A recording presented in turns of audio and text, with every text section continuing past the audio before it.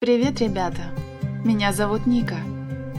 Я хочу рассказать вам историю, которая произошла в далеком прошлом, когда мне было 13, во время празднования моего дня рождения. Честно говоря, если бы это происходило не со мной, я бы подумала, что это сюжет какого-нибудь ужастика. В общем, слушайте и смотрите до конца.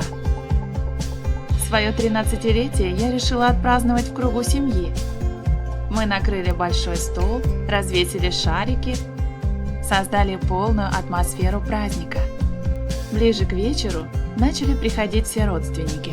Спустя час все гости были в сборе, и мы сели за стол. Празднование продлилось где-то до 12 ночи. Мама была настолько сонная, что даже забыла убрать еду со стола. То, что произошло дальше, я запомнила, наверное, на всю жизнь. Забыла сказать, с нами был еще один участник, моя собака, Булька. Он, как и мы, набил брюхо и пошел спать. Его храп, наверное, даже соседи слышали. Я пришла к себе в комнату. Спать не сильно хотелось, поэтому решила почитать книжку. Вокруг тишина, покой, и сквозь эту прекрасную атмосферу было слышно только похрустывание костей. Сначала я это терпела, но потом мои нервы не выдержали. Я вышла в коридор и начала кричать на Бульку. «Булька, хватит столько есть!» — сказала я и увидела, как Булька мирно спит на своем месте. Тут меня бросило в жар. Если Булька спит, то кто это может быть? Может, папа? Я пошла на кухню, но там никого не было, а звук откуда-то шел. В коридор вышла мама и сказала, что ночью есть нельзя, а то еда не переварится. Но увидев, что я не ем, позвала папу. Мне было сказано идти в свою комнату. Я зашла и закрыла дверь, но не полностью, и сквозь щель могла слышать их разговор. Мама сказала папе, что увидела чьи-то следы у нас в коридоре. Боже, какие следы! Чьи следы?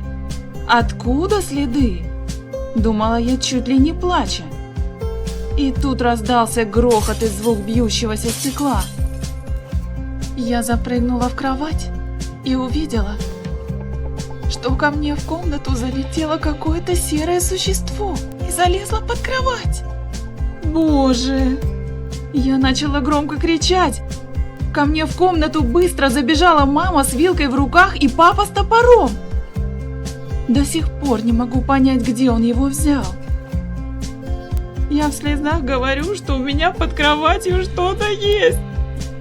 Папа включил свет и начал опускаться, чтобы посмотреть, что там.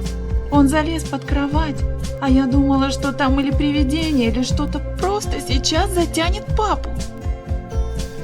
Но нет. Папа встал, и, к моему удивлению, на его ладошках был маленький, пепельного цвета котенок с косточкой в зубах. Мы с мамой в один такт выдохнули. Фух.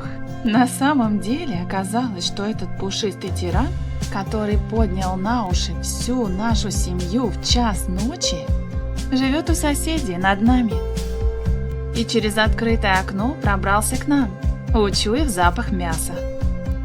Вот такая необычная история, как маленький котенок стал героем ужастика на моем празднике. Подписывайтесь на канал, ставьте лайки и пишите в комментариях, понравилась ли вам эта история. Пока!